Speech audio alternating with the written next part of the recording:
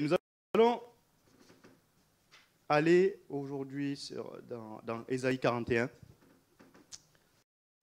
Ésaïe chapitre 41, on va lire du verset 1 à 14. Oui, on va dire du verset 1 à 14. Ésaïe chapitre 41.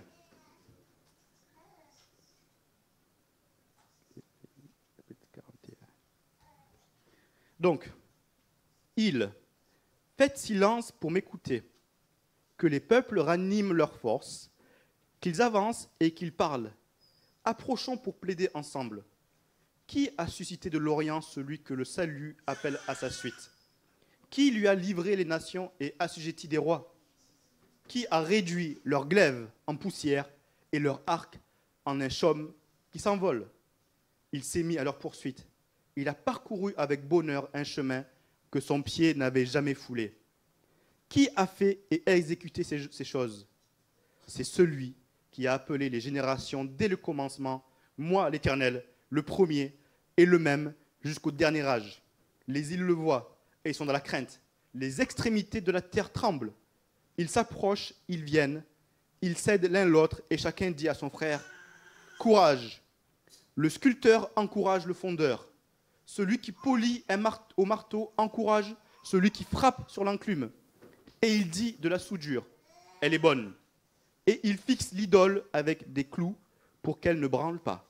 Mais toi, Israël, mon serviteur, Jacob que j'ai choisi, race d'Abraham que j'ai aimé, toi que j'ai pris aux extrémités de la terre, que j'ai appelé d'une contrée lointaine, à qui j'ai dit, tu es mon serviteur, je te choisis et ne te rejette point.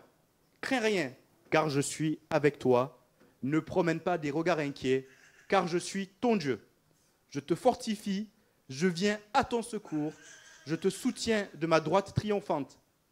Voici, ils seront confondus, ils seront couverts de honte, tous ceux qui sont irrités contre toi. Ils seront réduits à rien, ils périront ceux qui disputent contre toi. Tu les chercheras et tu ne les trouveras plus. Ceux qui te suscitaient querelle, ils seront réduits à rien, ils ne seront plus ceux qui te faisaient la guerre.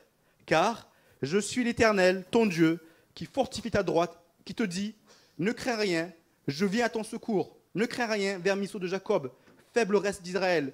Je viens à ton secours, dit l'Éternel, et le Saint d'Israël est ton sauveur. Amen. Amen. Aujourd'hui, je veux parler du choix de Dieu qui amène à la vraie sécurité. Je m'explique. La sécurité, la vraie sécurité, je vais parler de vraie sécurité, pour faire la différence avec l'autre sécurité.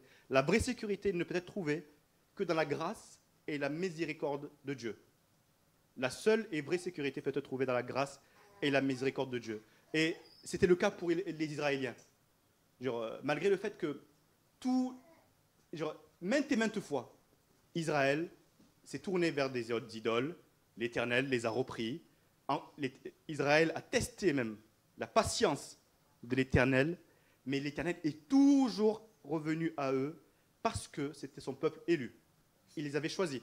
Ça ne veut pas dire qu'il ne les a pas corrigés, ça ne veut pas dire qu'il ne les a pas menacés, mais étant son peuple élu, malgré le fait qu'il soit distancé de Dieu en louant d'autres idoles, Dieu les a toujours secourus. Pourquoi? Parce qu'ils étaient son peuple élu, c'est lui qui les a choisis. Le peuple d'Israël n'a pas dit, le peuple d'Israël n'a pas réclamé ce droit d'être choisi. Le peuple d'Israël n'est pas allé en disant, bon, vous avez vu ce peuple là-bas, ils ont un Dieu. Ce peuple là-bas, ils ont d'autres dieux. Et nous, il faudrait que nous aussi on ait un Dieu. Peut-être qu'il faudrait qu'on ait même un Dieu qui soit plus puissant que les autres. Ça ne s'est pas passé comme ça. Dieu les a choisis. Eux, ils n'ont rien eu à faire. C'est Dieu qui a dit, vous serez mon peuple et je serai votre Dieu. Ce n'est pas eux-mêmes qui l'ont décidé. Comme toi-même, ce n'est pas toi qui as décidé d'être choisi par Dieu. Tu ne t'es pas levé un jour, c'est Dieu, par son Esprit Saint, qui t'a choisi, qui a dit, maintenant, tu seras mon enfant. C'est le temps que je t'ouvre les yeux, tu seras mon enfant, et je veux te montrer, à partir d'aujourd'hui, que je t'ai choisi. Je t'ai choisi pour que tu sois mon enfant, je t'ai choisi pour que tu sois ma maison, je t'ai choisi pour que tu sois mon fils et ma fille. Et nous allons voir dans le psaume 135, versets 1 à 6, qui est un psaume merveilleux. 135, 1 à 6. Donc, le choix de Dieu ne dépend de personne. Il ne dépend pas de vous, il ne dépend pas du peuple d'Israël, il dépend que de lui-même. Alléluia, et c'est ça qui est merveilleux. C'est lui qui a décidé de te choisir et de nous choisir.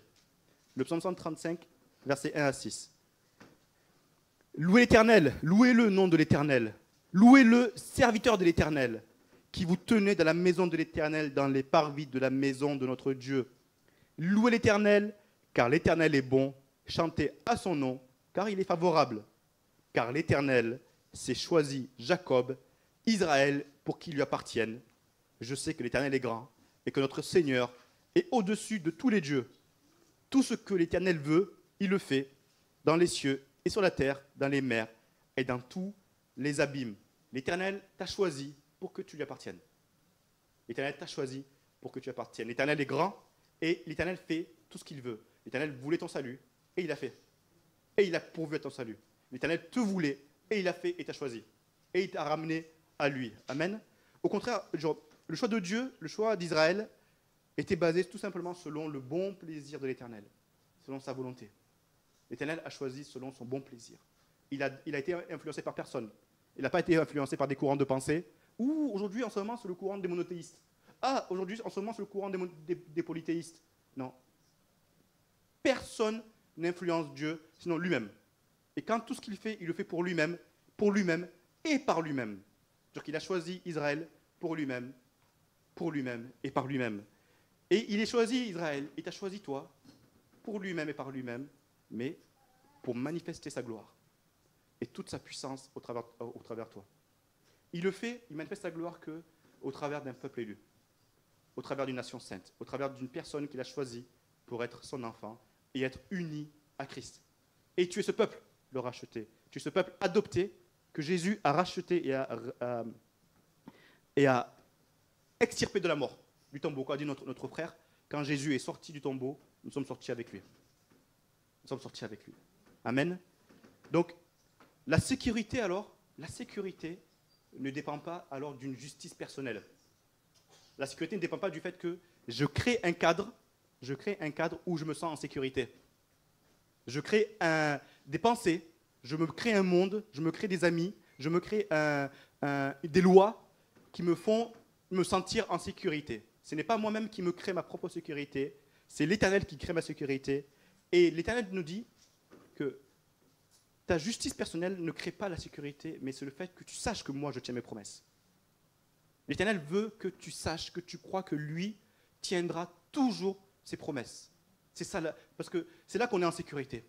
C'est là que si tous les jours je marche et que je sais que mon Dieu tient ses promesses, de quoi j'aurais peur? De quoi j'aurais peur? L'Éternel dit, est-ce que je suis un homme pour ne pas tenir mes promesses? Est-ce que je suis un homme pour mentir? Est-ce que je suis un homme pour être faible? L'Éternel est Dieu et il tient ses promesses. Et s'il t'a choisi, c'est pour tenir ses promesses. Parce qu'il dit, personne ne dira, aucune autorité dira, j'ai choisi Christophe et je n'ai pas tenu mes promesses. C'est sa gloire qui est en jeu. C'est sa notoriété qui est en jeu. Et quand il te choisit, c'est pour que le monde entier, toute autorité, voit sa gloire au travers toi. Mais il y a une chose qui est sûre, c'est que l'Éternel lui-même, il sait de quoi nous sommes faits. Non? Genre souvent, ah Seigneur, je suis faible, je suis fatigué. L'Éternel le sait. L'Éternel sait que nous sommes poussière. L'Éternel sait que nous sommes faibles. L'Éternel sait que nous sommes rien du tout. Il a même dit, dans ce qu'on a lu dans Isaïe, il a dit vermisseau. Mais pas pour dire à quel point nous sommes dépendants de lui. Nous sommes totalement dépendants de tout ce qui est autour de nous. Nous ne décidons de rien. C'est lui. Et la parole dit que c'est lui qui forme le cœur des hommes. C'est lui qui forme le cœur des hommes. Il te choisit et il forme le cœur des hommes. Donc, étant poussière, étant faible, grâce à Dieu, l'Éternel, il le sait. Et dans Deutéronome, l'Éternel décrit notre attitude dans la peur. Il décrit notre attitude dans la peur. Il dit, Deutéronome 28, « Dans l'effroi qui remplira ton cœur et en présence de ce que tes yeux verront, tu diras le matin, puisse le soir être là. Et tu diras le soir, puisse le matin être là. » La peur nous fait dire ça. Des fois même dans la peur, dans l'angoisse, dans l'insécurité, on a envie que le temps soit figé. On a envie de se cacher. On se dit le matin, que le soir soit là. On se dit le soir, que le matin soit là. Que le temps passe vite, Éternel. Que le temps passe vite. J'en peux plus. Je souffre. J'ai peur. Je ne sais plus où me cacher. Je ne sais pas où me mettre. Je souhaite que le temps s'arrête. Moi, des fois, quand je suis dans la crainte, je dis, Seigneur, est-ce que tu ne peux pas figer le temps? Comme ça, au moins, plus rien ne marche, plus rien autour de moi ne fonctionne, et je me sentirai en sécurité. Mais ça, c'est ma justice personnelle. C'est comment je conçois, moi, ma propre sécurité.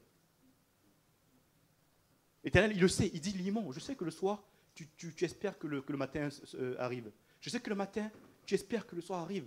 Tu espères que le temps passe vite. Parce que tu as peur. Mais sache que je sais que tu as peur. Mais je viens en personne rencontrer cette peur pour t'amener la sécurité. Amen. La peur conditionne nos choix. La peur conditionne nos choix. La peur conditionne notre attitude. Et la peur conditionne notre cœur et notre bouche. Quand on a peur, on pense énormément de choses désagréables. Quand on a peur, notre attitude, elle change. Quand on a peur, notre cœur est troublé. Quand on a peur, notre bouche, des fois même parle en contraire de la nature céleste de l'Éternel. En contraire de ce que Dieu peut faire. Ah Dieu, j'en ai marre. Ah Dieu, je vais. Mais moi-même, puisque j'ai peur, moi-même je veux le faire. Moi-même je veux le faire. Moi-même je prends en main ma situation. Moi-même je prends en main. Je vais créer moi-même ma zone de sécurité. Je vais créer ma zone de sécurité. Il y a des groupes psychologiques qui disent oui, crée-toi une safe zone, un endroit, une zone où tu te sens bien. Crée-toi une zone. Mais le seul endroit où tu te sens bien, c'est là où Dieu est. Le seul endroit où tu te sens en sécurité, c'est là où Dieu est. La peur conditionne. Et la peur est liée à l'affection. Et ça, c'est très important. Je vais vous expliquer pourquoi. La peur est liée à l'affection parce que... Un exemple. Un homme qui est avare, pour lui, le meilleur, c'est l'abondance d'argent. On est d'accord? C'est avoir énormément d'argent et garder énormément d'argent. Et le pire qui puisse lui arriver pour lui, sa peur, c'est quoi? C'est être pauvre. Sa peur, c'est de manquer d'argent. L'ambitieux, pour lui, c'est d'avoir toute la gloire du monde, être reconnu. Et le pire qu'il puisse avoir et la peur qu'il a, c'est la honte. Être honteux, être confus devant tout le monde. D'accord? L'envieux, le meilleur pour lui, c'est quoi? C'est que autrui, que l'autre, se vautre, se tombe. Il ne comprend pas la bénédiction de l'autre, et pour lui, le meilleur, c'est le pire de son prochain. Vous comprenez? Donc, l'envieux, pour lui, le meilleur, c'est pour lui, et le pire, c'est pour son prochain. Donc, la peur est liée aussi au fait que si j'ai peur de quelque chose, est liée à une préférence, à une affection que j'ai pour cette même chose. Si j'aime l'argent, j'aurais peur de ne pas avoir d'argent. Si j'aime être entouré, j'aurais peur d'être seul. Donc, c'est pour ça que je dis que la peur est liée à l'affection. Ça veut dire que si l'homme avare a la hantise d'être pauvre, qu'est-ce qu'il va faire? Il va accumuler de l'argent. Il va accumuler de l'argent, donc sa peur de perdre de l'argent va lui faire agir, il va accumuler de l'argent. Il va mettre toute sa sécurité dans l'argent. Celui qui a peur d'être seul va s'entourer de plein d'amis. Même des gens qui ne sont pas recommandables, il va s'entourer parce qu'il a peur d'être seul. Donc sa peur d'être seul l'amène à choisir et à vouloir être entouré, et c'est là qu'il se sent en sécurité. L'ambitieux va chercher à avoir les meilleurs diplômes, à avoir les meilleures places, parce que c'est là qu'il se sent exister, et c'est là qu'il se sent le meilleur, c'est là qu'il se sent vivre et en sécurité. Donc c'est pour ça que la peur est liée à l'affection. Si tu as peur de perdre quelqu'un, parce que ça veut dire que tu es lié, tout ce que tu as mis en cette personne, tu as tout mis en cette personne. Donc tu es là, tous les jours qui passent, tu as peur. Oh, j'espère qu'il va rien lui arriver, j'espère qu'il va lui arriver, j'espère qu'il va lui arriver. Parce que tu as mis tout ton espoir, tout ton être, tu l'as mis dans cette personne. Donc c'est pour ça que je dis que la peur est liée à l'affection. Et le problème, c'est que l'homme n'est pas attiré par ce qui est bon. L'homme juge bon par les choses par lesquelles il est attiré. L'avare, il va te trouver bon le fait d'être attiré par l'argent. Parce que c'est l'argent qui l'attire, donc il dit que l'argent est bon. L'envieux va dire que comme la gloire est bonne, comme j'aime la gloire, être attiré par la gloire, c'est bon. Mais l'homme n'est pas attiré par ce qui est bon, éternel. L'homme va dire que ce qui est bon, c'est parce que je suis attiré par ça que c'est bon. Donc c'est pour ça que la peur est liée par notre capacité à dire « Ah, ça c'est bon », et donc j'ai peur de le perdre. Si je dis que, un exemple, si je dis que le sexe est bon, je vais être attiré par le sexe. Je vais être attiré par le sexe. Je vais être attiré. Si je dis que l'argent est bon, Je vais être attiré par l'argent. Donc mon cœur dit, puisque c'est bon, ben je vais y aller. Non, il n'y a que Dieu seul qui est bon. Et c'est pour ça que si notre peur conditionne notre vie, Dieu veut conditionner notre vie pour que nous n'ayons plus peur, pour que nous dépendions de personne et que nous dépendions d'aucune émotion et de tout ce qui peut nous entourer. L'argent, le sexe, les amis et tout est quanti, d'accord? Donc la peur est liée à l'affection. Mais l'Éternel nous invite à ne pas regarder à l'argent. Il nous invite à ne pas regarder à ce qui nous entoure. Il nous invite à regarder dans sa direction. Job dit, dans Job, il dit, dirige ton cœur vers Dieu, étends tes mains vers lui. Dirige ton cœur vers Dieu, étends tes mains vers lui. Dirige pas ton cœur sur ce qui est charnel, dirige ton cœur vers ce qui est éternel. Dirige ton cœur vers ce qui est seul bon. Dieu seul est bon. Dieu seul est bon. La parole dit, je loue l'Éternel parce que Dieu est bon. Dieu seul, il n'y a que lui qui est bon. Rien d'autre est bon. Je vous dis, rien d'autre est bon. Rien d'autre atteint sa bonté, rien d'autre atteint sa perfection. Dirige ton cœur, dirige tes mains vers lui. L'Éternel veut que nous soyons seulement conditionnés par lui-même pour que nous n'ayons plus peur. Si tes yeux sont tournés vers l'Éternel tout le temps, tu n'auras jamais peur. Et c'est une certitude. C'est une certitude, tu n'auras jamais peur. Parce que ton cœur est dirigé vers ce qui est bon. Ton âme est dirigée vers ce qui est bon. Tes yeux sont dirigés vers ce qui est bon. Et comme il y a Dieu seul qui est bon, ton cœur est dirigé vers Dieu. Philippiens dit, ne vous inquiétez de rien, mais en toute chose, faites connaître vos besoins à Dieu par des prières et des supplications, avec des actions de grâce. Et la paix de Dieu, qui surpasse toute intelligence, gardera vos cœurs et vos pensées en Jésus-Christ. Faites connaître vos supplications. Ne courez pas vers l'argent, mais dites à Seigneur, j'ai besoin de toi dans mes finances. Ne courez pas vers des femmes ou des hommes. Seigneur, tu vois, j'aimerais bien me marier. Je m'adresse à toi en premier. Seigneur, tu vois, je cherche un travail. C'est toi qui me mets la tête et non la queue. Ce n'est pas moi qui vais forcer. Ce n'est pas moi qui vais chercher et courir après la gloire. Toi, Seigneur, tu es ma gloire. Et tu relèves ma tête. Donc, c'est comme ça qu'on reste humble. Alors que c'est comme ça qu'on n'a pas peur d'être humilié. Parce que Dieu est notre justice. C'est comme ça qu'on n'a pas peur d'être même dans, comme disait Paul, d'être dans la disette. J'ai pas peur d'être dans la disette, j'ai pas peur, je me fais tout à tout. Parce que Dieu est avec moi et Dieu est le seul Dieu bon. Donc Dieu dit, je veux que moi, Éternel, je conditionne vos pensées, je conditionne votre attitude et je conditionne votre cœur. Et l'Éternel a fait une chose merveilleuse, il a fait de nous un royaume. Non? Il a fait de nous un royaume. Car le royaume de Dieu, ce n'est pas le manger et le boire, mais la justice, la paix et la joie, par le Saint-Esprit. Où se trouve la peur? Où se trouve la peur? Elle n'est pas dans le royaume de Dieu. Où se trouve la mort? Elle n'est pas dans le royaume de Dieu. Où se trouve l'angoisse? Ce n'est pas dans le royaume de Dieu. Où se trouve la disette? Ce n'est pas dans le royaume de Dieu. Où se trouve la faim? Ce n'est pas dans le royaume de Dieu. Vous savez ce qui se passe? C'est que l'Éternel lui-même épouvante la peur. L'Éternel lui-même épouvante la peur. Le psaume 6 dit, l'Éternel exauce mes supplications, l'Éternel accueille mes prières. Et qu'est-ce qui se passe? Tous mes ennemis sont confondus, saisis d'épouvante, ils reculent soudain, couverts de honte. L'Éternel, en accueillant tes prières et en accueillant tes supplications, automatiquement, tes ennemis sont couverts de honte et sont apeurés. Vous savez ce que l'ennemi, devant la force éternelle, est obligé de flatter l'Éternel. Devant la puissance de l'Éternel, l'ennemi est obligé de flatter l'Éternel. En hébreu, il dit que l'ennemi flatte l'Éternel parce qu'il est obligé de le faire. Parce qu'il n'a pas envie, mais il est obligé parce que par la puissance de l'Éternel, il est obligé de le faire. Il ne peut pas en faire autrement. C'est-à-dire que si Dieu en vous agit, l'ennemi ne peut pas faire autrement que de partir en courant. Que de partir en courant. Les Israélites ont... Comme les Israélites, nous aussi, nous pouvons être libérés de la peur. Dieu vient à la rencontre de nos peurs. On peut être libéré. Il suffit juste d'étendre les mains, de diriger nos cœurs vers lui. Avec des prières et des supplications. Et il s'occupe d'épouvanter la peur. Quand j'ai écrit, j'ai dit, oh, Seigneur, donc tu fais peur à la peur. C'est magnifique cette phrase. Le Seigneur fait peur à la peur. N'est-ce pas magnifique cette phrase? C'est très simple. Même un enfant peut le dire. Dieu, toi tu fais peur à la peur. Et voilà. Dieu fait peur à la peur. Amen. Nous pouvons faire confiance en sa force et en sa fidélité. C'est parce que Dieu est fidèle qu'il fait peur à la peur. C'est parce que Dieu est puissant qu'il fait peur à la peur. Parce qu'il exauce tes prières. Seigneur, je me tourne vers toi pour toutes sortes de demandes. Je m'attends à toi pour toutes sortes de guérisons, pour toutes sortes de bénédictions. Je m'attends à toi. Ce qui fait que dans le lieu où je suis avec toi, je n'ai aucune peur. Qui craindrais-je? Qui craindrais-je?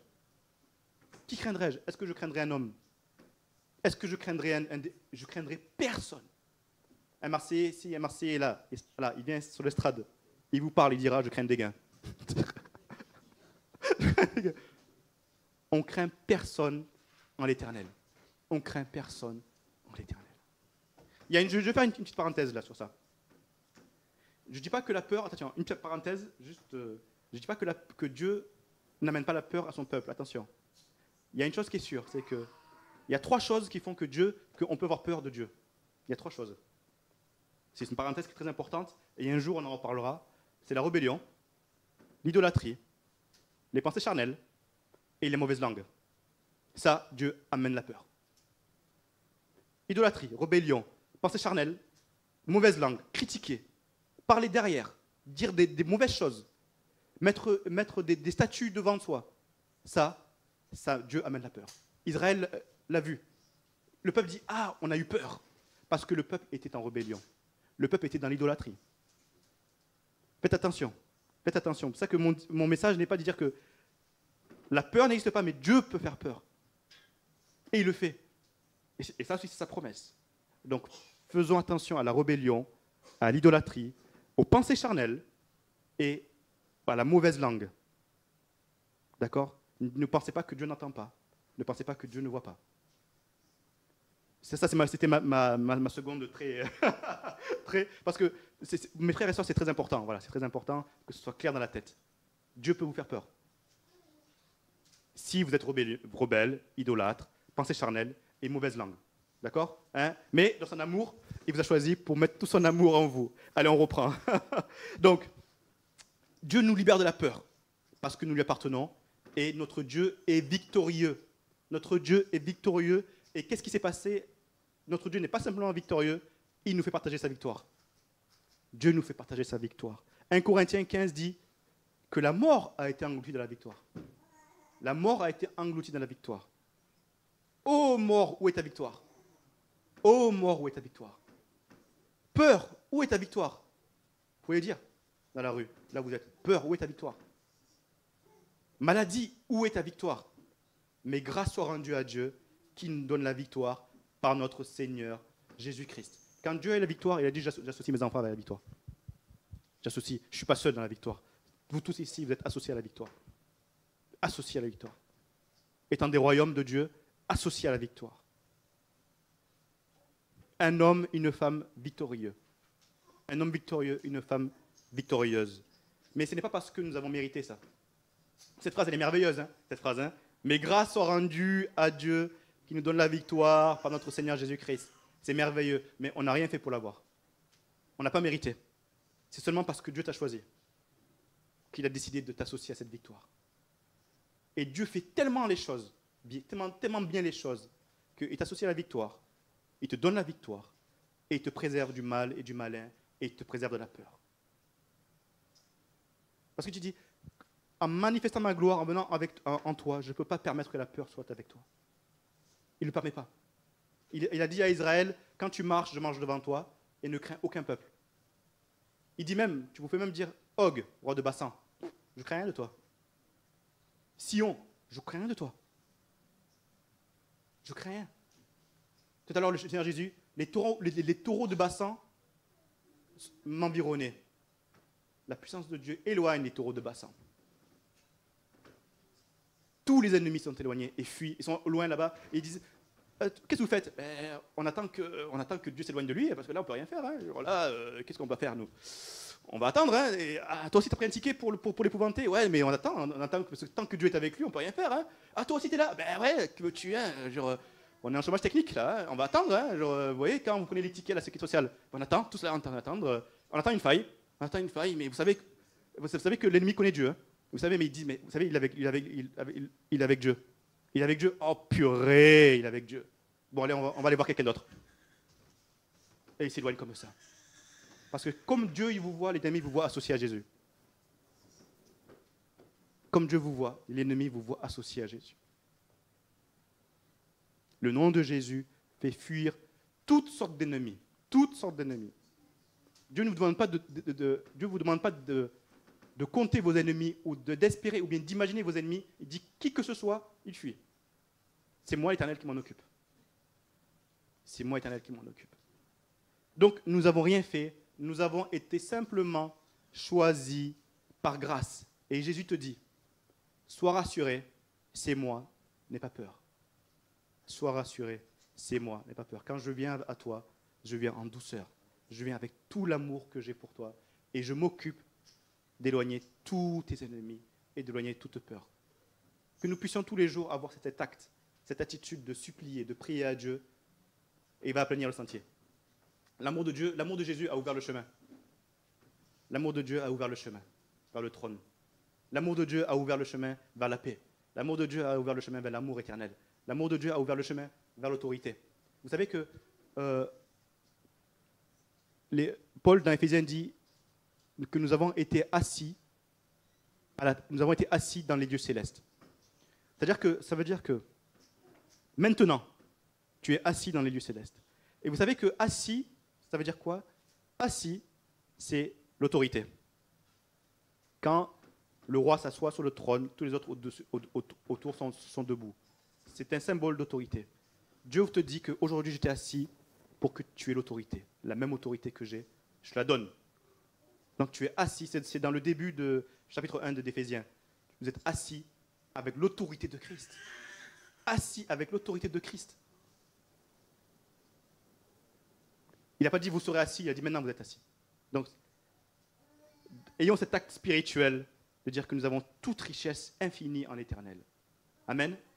Que le Seigneur vous bénisse. Que cet après-midi soit un après-midi de joie, de réjouissance. Amen. Et on se voit la semaine prochaine. Avec plaisir, non? Dans la joie. Avec plaisir, non? Avec plaisir. Dans la joie. Et pour le nom de Jésus. Amen. Quand cette semaine on va passer, vous allez dire, oh, cette semaine limon. Dimanche, je vais dire limon cette semaine. Tu n'as pas encore tes yeux. Je vais dire, quoi, dis-moi. Oh, tu n'as pas encore tes yeux. Tellement il y a des choses que je ne peux même pas te dire. Ah, ben c'est pas grave, ok. Tellement. Cette semaine, une semaine de victoire et de joie et de réjouissance et de guérison. Parce que l'autorité est en vous. Amen. Mettez en pratique l'autorité. Mettez en pratique l'autorité. Quand, je vous dis, j'expliquais, quand j'ai lu Deutéronome, juste je termine, quand j'ai lu Deutéronome, pour montrer à quel point Dieu est autant amour et autant dur. Deutéronome, alors il y a Dieu dit, bon allez, il y a le mont Ébal et le mont Garizim. Au mont Ébal, vous allez prononcer les malédictions, et au mont Garizim, vous allez prononcer les bénédictions. Donc maintenant, puisque vous allez prononcer ça, maintenant je vais vous dire, c'est quoi les bénédictions? Là, les bénédictions, mais maintenant, je vais vous dire toutes les malédictions. J'ai dit, et en lisant les malédictions, j'ai fait, et je vais vous dire, déjà j'ai vu qu'il y avait beaucoup de lignes sur les malédictions. Et en pensant au peuple, j'ai dit, avec l'accent africain, j'ai dit, Israël, il faut que tu tiennes bon. Il faut que tu fasses attention, et Israël. Tiens bon, c'était dur, hein. J'ai vu les malédictions, j'ai dit, oh là là, Seigneur, Israël, fais attention. Et ça s'adresse à nous aussi. Ça s'adresse à nous. Faisons attention. Même quand j'ai dit, Seigneur, oh là là, Seigneur, comment je vais faire? Comme Job, j'aurais jamais dû exister. J'aurais jamais dû vivre. Mais la seconde d'après, il dit, ah Seigneur, quelle grâce de t'appartenir. Pourquoi m'inquiéter de quelque chose que je sais qu'il ne va pas se passer? Puisque je te suis. Je suis avec toi. Donc nous sommes associés au mont Garizim, où Dieu a dit, vous prononcerez toutes les bénédictions. C'est mieux, exactement. Le mont Garizim, c'est le mieux. Hein? C'est là-bas qu'il y a toutes les bénédictions. Mais il a aussi annoncé toutes les malédictions. Pour vous dire que Dieu ne rigole pas. Oh, mais non, ça ne fait pas peur. Non, oui, mais ça ne fait pas peur. Parce que ça ne fait pas peur. Dieu est avec toi, Dieu est avec nous. Alléluia. Hein? Toutes les bénédictions sont pour nous, sont pour toi. Toutes les bénédictions sont pour vous. Le mont Garizim, on va danser sur le mont Garizim tous ensemble. Là. Tac, tac, tac, tac, tac, tac, parce que les bénédictions sont pour nous. Amen. Que Dieu vous bénisse. Alléluia.